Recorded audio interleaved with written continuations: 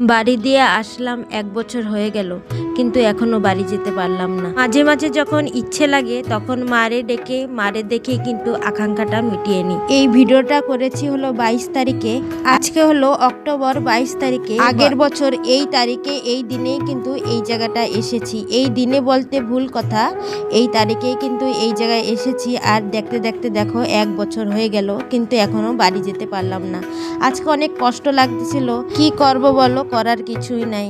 আমার মার মা, আমার দিদিমা, সে আসলো হলো বাংলাদেশ থেকে। বুড়ো মানুষটা আসলো, তাও কিন্তু আমি একটু দেখা করতে পারলাম না। অনেক কষ্ট লাগছে। মানুষের পয়সার অসুবিধা হলো বড় অসুবিধা। দেখো, আমার যদি পয়সার অসুবিধা না থাকতো, তাই আমি এত দূরে এসে এত দিন কষ্ট করে থেকে তারপরে আমি ইনকাম করতাম না। আর এত কষ্ট করে বাবা তো নাই, ছাড়ো মাকে ছেড়ে এত দূরে থাকা যে কত বড় কষ্ট, যারা থাকে সেটাই কিন্তু জানে।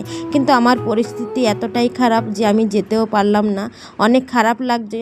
বুড়া মানুষটা এত দূর আসলো, কিন্তু আমি জোয়ান মানুষ হয়ে একটু দেখা করতে পারলাম না। অনেক কিন্তু খারাপ লাগছে। বুড়া মানুষটা এসে যাওয়ার টাইমও কিন্তু চলে আসলো, তারপরেও কিন্তু আমি একটু দেখা করতে পারলাম না। আমার মা হলো ছাড়তে যাবে, অনেকবার বলছিল যে আয়, তুই আয়, একটু দেখা করে যা, কিন্তু আমি যেতে পারলাম না। আমি তাই একটু মাকেই ডেকে নিলাম যে আমি তো ঘরে যেতে পারি না, কিন্তু তুমি একটু আমার এসে আকাঙ্ক্ষাটা মিটিয়ে নাও। তাই দেখো, আমার মা আসবে কালকে। যদি আসে অবশ্যই তোমাদের ভিডিওতে দেখাবো আমার মাকে। সবাই একটু আমার মার জন্য আমার চ্যানেলটাকে একটু সাবস্ক্রাইব আর হলো লাইক করে দেবে। আর দেখো, আমি আজকে রাত্রবেলা কি খাচ্ছি সেটাই তোমাদের সাথে শেয়ার করছি। গিয়েছিলাম একটু দোকান থেকে চাল ছিল বারন্ত, চাল নিয়ে আসলাম, সবজি নিয়ে আসলাম। চালটা এনে থুতেই কিন্তু পিঁপড়ে লেগে গিয়েছে। তারপরে দেখো, ডাব্বার ভিতরে সব ভরে রাখলাম। আর হলো সবজির জায়গায় রাখলাম। গোলা রুটি বানিয়ে খেলাম। গোলা রুটিটা অনেক টেস্ট হয়েছিল। মিশিয়েছিলাম একটু কালো জিরে আর একটু চিনি আর একটু লবণ মিশিয়ে তারপরে বানিয়েছিলাম। অনেকটাই টেস্ট লেগেছে। তোমরা রাত্রে কিন্তু এইভাবে খেতে পারো বানিয়ে। যে না বানাতে পারো অবশ্যই এমন করে বানিয়ে খাবে, খুব ভালো লাগবে। মিষ্টি একটু লাগবে, খুব ভালো লাগবে।